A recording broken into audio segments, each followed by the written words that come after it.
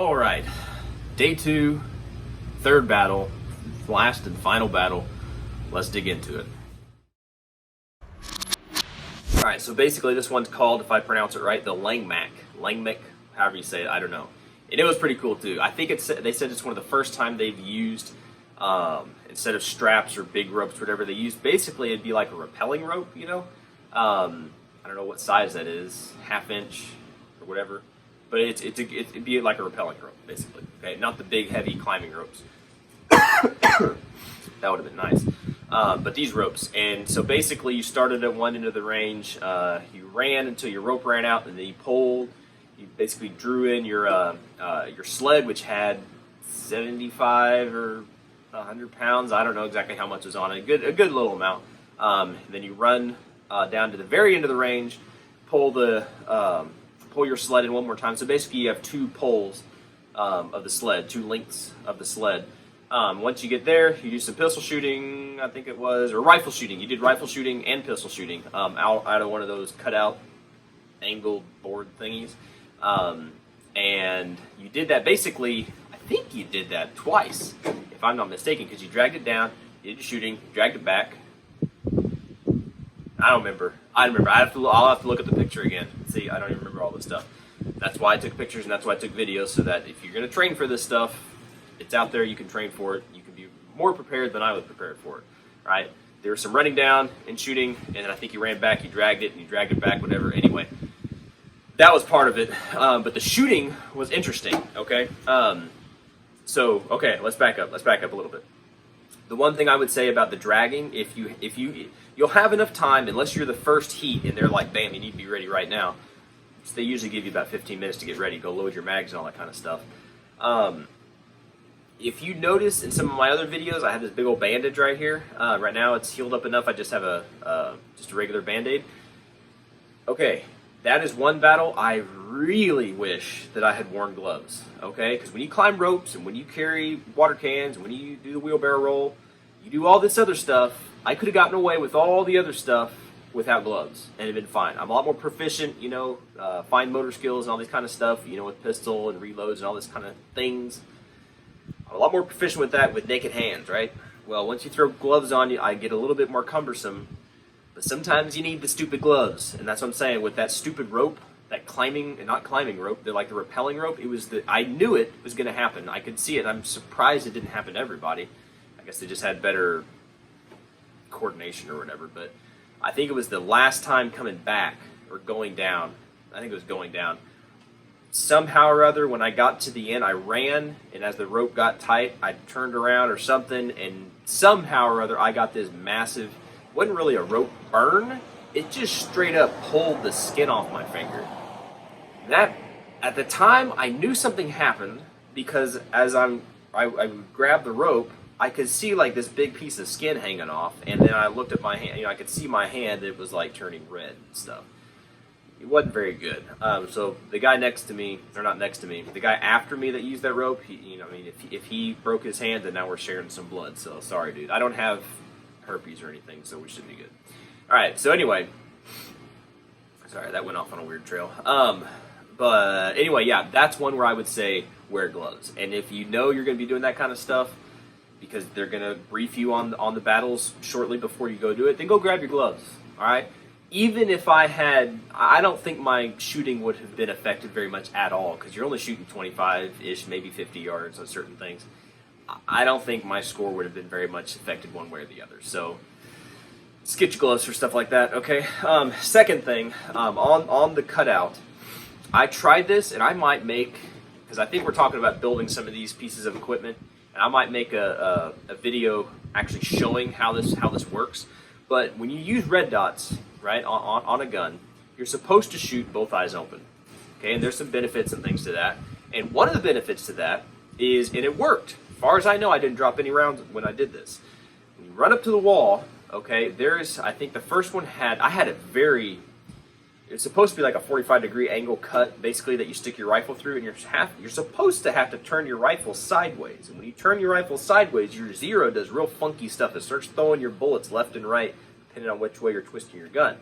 Not like super dramatically at 25 yards, but I noticed, And I was like, okay, if I have, I think geometry is the right word, if I have everything lined up right, and I walk up to that board and I just stick my barrel through that hole like you're supposed to, but I hold it straight up and down, right?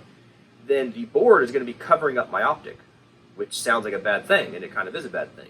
But that's my right eye, okay? Well, my left eye, depending on how that angle is, I can see the target with my left eye. See where I'm going with this?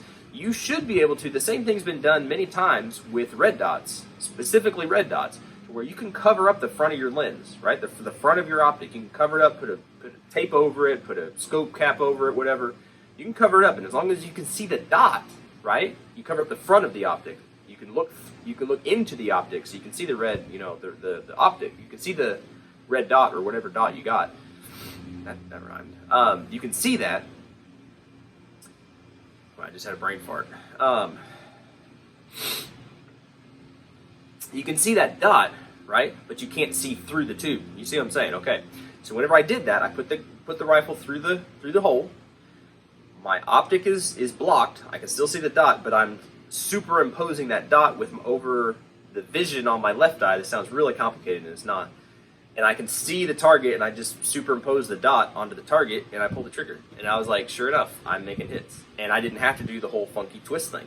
Now, that might work on some boards. It may not work on others. It all depends on how that angle is cut and everything, because on some of them I wasn't able to really do that.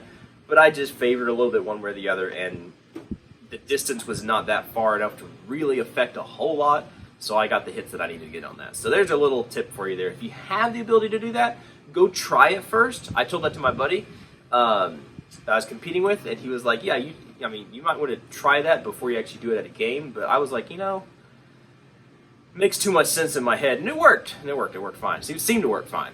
As far as I remember, I didn't drop any of those rounds. There were some other ones I dropped, but not those. All right, that's basically it. If y'all have any questions about this one, let me know. It was again another very fast one that you could really, really just gas yourself out. Go as fast as you can.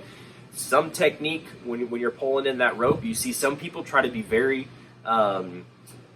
deliberate and just like a steam engine and just pull. And as you can see on mine, I saw some guy, the way that he was doing it, instead of grabbing, what was that, underhand, he was grabbing overhand, and you got a lot more leverage to pull and to pull. Problem is sometimes you get the rope caught up on your gear or on your rifle. It happened to me, I think, every time, to a degree. It was easy enough just to flop the stuff off. Sounds funny coming off the tongue, flop the stuff off.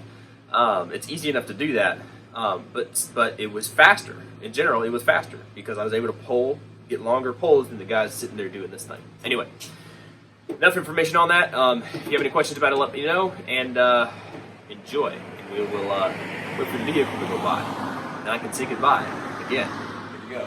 Okay, there we go. Now the vehicle's gone. All right, so y'all enjoy that, and yeah, and we'll catch y'all in the next one. Either pistol and pistol only.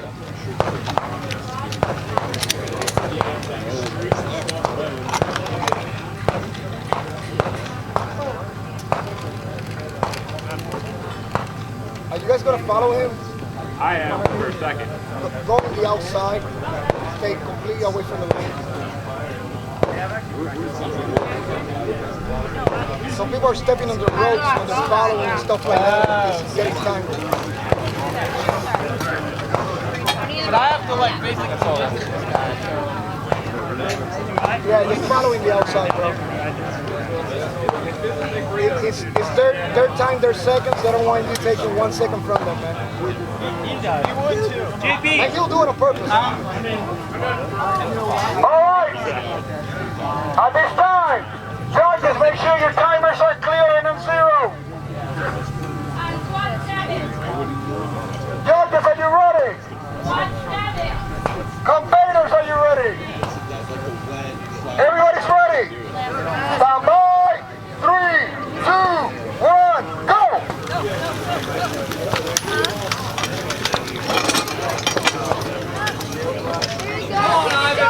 All right. Come on, Rogue. Come on, Caleb.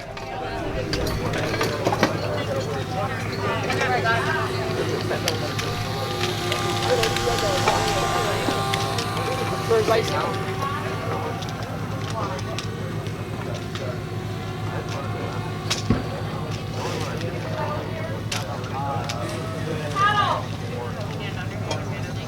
Yeah. Yep. Good.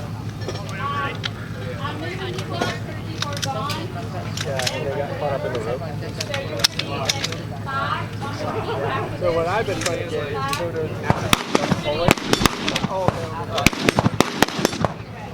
It's really cool if you like if you're from the sled, like. But